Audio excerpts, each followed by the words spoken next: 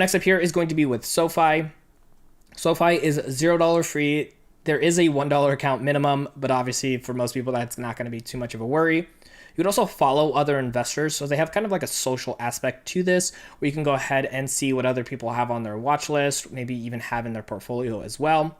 They also do have options trading, and they do have SoFi ETFs with no management fees. So if you want to get into ETFs, this is going to help you save a little bit more money in the long term if you are wanting to not have to pay as much in the management fees. They do have what they call stock bits, which is effectively fractional shares, just a different name with this brand. And it is an all-in-one app, so you can do your banking, money tools, as well as your investing all in one. So it just kind of keeps all your money in close proximity to one another. And you can actually get up to $1,000 in bonuses if you go ahead and use the link down below with following through any of the tier requirements to be able to get that nice bonus. Now, next up here is going to be with Stash. Now, Stash also has a 0 account minimum. They also do allow for fractional shares. They have that really great roundup feature that allows that money extra to come in and deposit into small dollar amounts.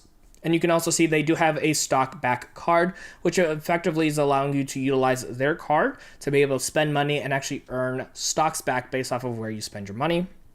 You can actually invest accounts up to 2 kids with their Stash Plus feature. So if you want to go ahead and have a custodial account, this will actually allow you to do so, again, with up to 2 kids.